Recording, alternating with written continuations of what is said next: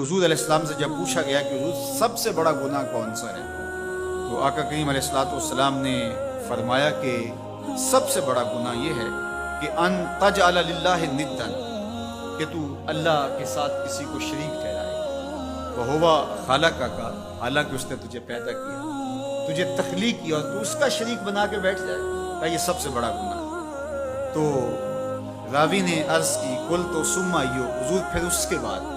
تو آقا کریم نے فرمایا ثم ان تقتل ولدک خشیۃ ان یطعم معک، تو بچے کو اس لیے قتل کرتے کہ یہ کس طرح میں اس کو پال سکوں، بچے کو ضائع کر دینا، اس کو قتل کر دینا۔ اللہ فرماتا ہے نحن نرزقکم وایاہم، ہم تمہیں بھی رزق دیتے ہیں ان کو بھی دیں گے۔ تیسری بات حضور نے فرمایا ان تزانی بحلیلۃ جارک، آپ ہمسائے کی بیوی کے ساتھ بدکاری کریں، تو یہ بڑے گناہوں میں سے۔ ہمسایہ ماں جائے کی طرح ہوتا ہے، اس کی دیوار سانجھی ہوتی ہے، اس کی عزت سانجھی ہوتی ہے، اور اگر کوئی شخص طاق میں رہے اور ہمسایوں کے گھر گھس کے ان کی آبرو ریزی کر دے، تو یہ تین بڑے گناہ جو ہیں ان میں سے ایک بڑا گناہ اللہ کے محبوب علیہ السلام نے ارشاد فرمایا۔ حضرت عبداللہ ابن مسعود رضی اللہ تعالی عنہ سے یہ روایت مروی ہے کہ لا احد اغیر من اللہ عز وجل،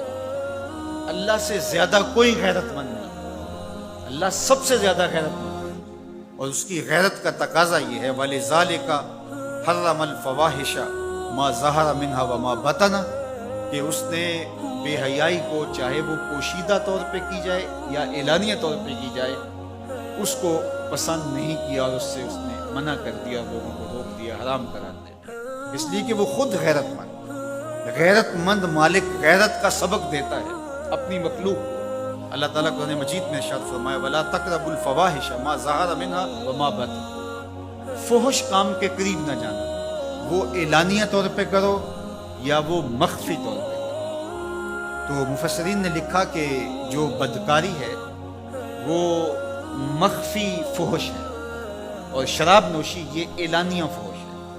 شراب نوش جو ہے وہ چھپ نہیں سکتا، بدکار بعض اوقات ایک مدت کے لیے چھپ جاتا ہے، لیکن یہ بات ذہن میں رکھیے کہ جو بدکار ہے وہ دنیا کے اوپر رسوا ضرور ہوتا ہے، اس کے چہرے کا نور چھین لیا جاتا ہے اور اس کے اوپر مصیبتیں مسلط کر دی جاتی ہیں، اور اللہ کے قہر و غضب کا شکار ہوتا ہے، اس کی دعائیں قبول نہیں ہوتی، نیک لوگوں کی دعاؤں سے اس کا حصہ نکال لیا جاتا ہے، لیکن بہرحال ایک مدت کے لیے چھپ جاتا ہے۔ لیکن شرابی اپنے جرم کو نہیں چھپا پاتا، تو کہا کہ جو مخفی جرم ہے وہ بدکاری ہے، اور جو ارشاد فرمایا قرآن نے کہ جو ظاہر جرم ہے اس سے مراد جو ہے وہ الخمر ہے، شراب ہے، اور ہر نشہ دینے والی چیز سے حرام کی حرمت آئی، کل مسکر خمر وکل خمر حرام، فرمایا ہر نشہ آور چیز شراب ہے اور ہر شراب حرام قرار دی گئی۔ اب یہاں بھی لوگ دلیلیں لے کے بیٹھ جاتے ہیں، میاں وہ بھی ایک مشروب ہے، اس سے کیا فرق پڑتا ہے؟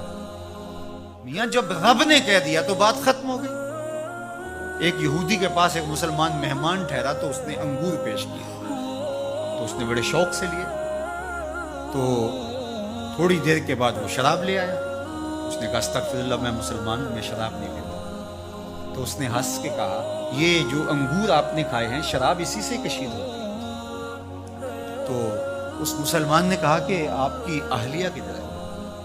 تو اپنی اہلیہ کو بلا لایا، تو کہا آپ کی کوئی اولاد بھی ہے؟ کہا ہاں میری بیٹی ہے، اس کو بھی بلا لایا، تو اس کو بھی بلا لایا۔ جب دونوں آ کھڑی ہوئی تو کہا کہ یہ حلال ہے تیرے لیے اور یہ بیٹی اسی کی ہے اور یہ حلال نہیں۔